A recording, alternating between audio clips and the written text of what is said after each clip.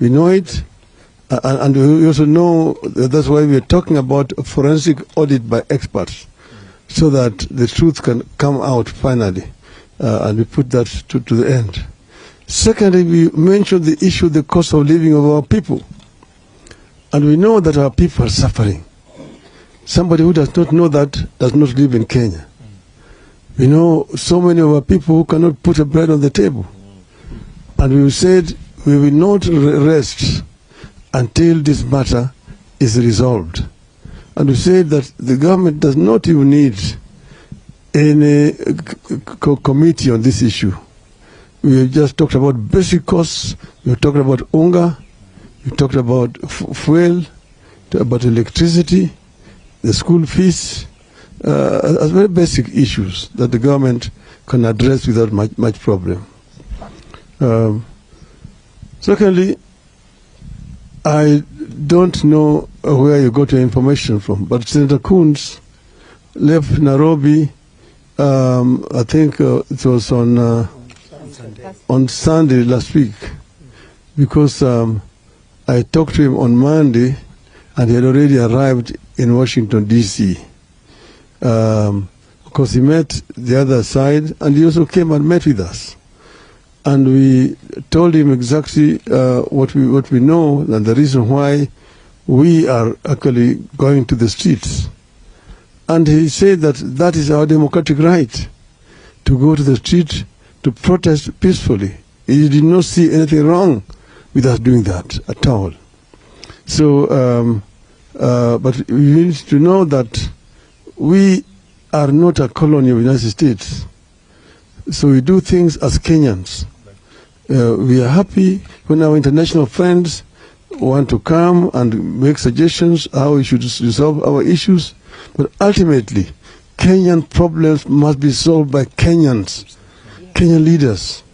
That's the reason why we said we are calling a truce, a ceasefire, to give negotiations a chance.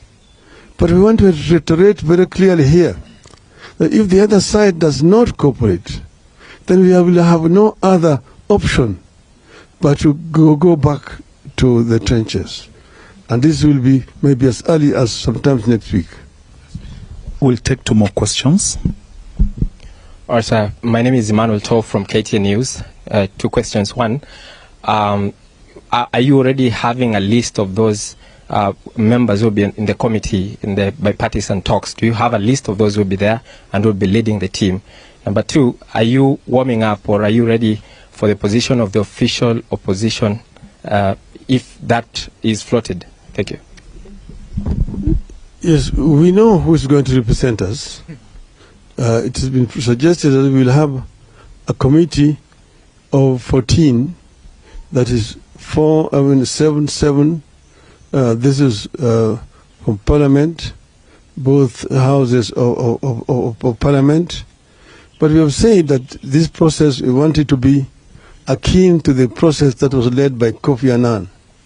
That is going to have members of Parliament in it, but they are going to sit outside Parliament. They will negotiate and only take the final product to Parliament as an accord, which will then be passed by Parliament. We don't want it to be taken and then be encumbered with those rules and so on of Parliament. We want it to be a process that is people-driven. My name is Chamutai Going. There are now about, I want to make it very clear. We have never talked about a handshake. That is a language coming from the other side. They're the ones who have been saying, oh, these people, unataka tu handshake, nusu mukati, and so on. Take it to Mr. Gachagua. Tell me, I don't even want to shake his hands. My name is Chamutai Going from Citizen TV, and I have one question. Looking at the bipartisan approach, is your team maybe concerned about the neutrality of Parliament, alive to the fact that there have been a lot of movements that have been witnessed, and is that why maybe there's that call to have external individuals who are not members of Parliament, noting that maybe there would be